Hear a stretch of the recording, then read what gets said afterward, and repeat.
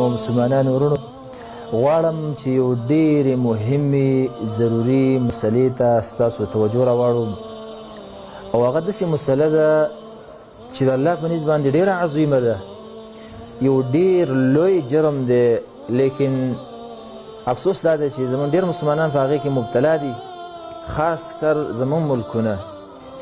هغه دا دی چې هغې ته مسله د قتل ویلی شي. یو مسلمان بغیر د کوم جرم شرعي نه هغه وجل، دا د الله په نزد باندې لوی جرم دی، لوی جرم.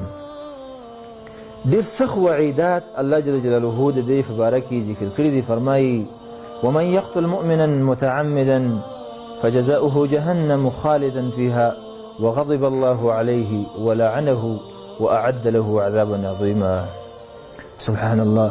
پنځه قسمه عذاب د هغه انسان دپاره چې د هغه د لاسه قصدن یو مسلمان قتل شي، ولو که دا انسان دا قاتل دا حاجي صاحب هم وي، دا غټ مجاهد هم وي، دا ډېر زکاتونه هم ورکوي، دا ډېرې روژې هم نیسي او ډېر منځونه هم کوي، لیکن قتل چې دنه وشو، دا پنځه قسمه عذابونه د الله د طرف نه واوره. الله وایي چې رالې دا به دې ځایي. ومن يقتل مؤمنا متعمدا، ای زما بندګانو چا چې قصدن یو زما بنده هغه مړ کړ، اول نه دا واوره فجزاؤه جهنم، جهنم دی اول ځای دی. سبحان الله. دویم دا دی خالدا فیها، په دې کې به ډېره زیاته زمانه وي چې د هغې مقدار الله ته معلوم دی، ډېره زیاته زمانه و په هغې کې پروتې. دریم وغضب الله علیه، د الله غضب به په داسې انسان باندې، د الله غضب دنیا کې خو دنیا کې هم در باندې دا غضب دی، لیکن دا د هغه خوا ته ورالې جهنم ته واړتولې پکې پروت به وي او د پاسه به الله در باندې هغه په غضب کې وي.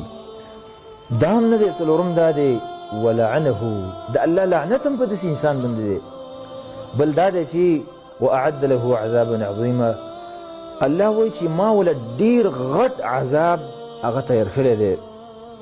الله چې وایي چې ډېر غټ عذاب دی، دا اوس د هغې قدر اندازه الله ته معلومه ده. عزتمندو دا په څه باندې؟ دا صرف په دې باندې چې تا یو مسلمان ورور هغه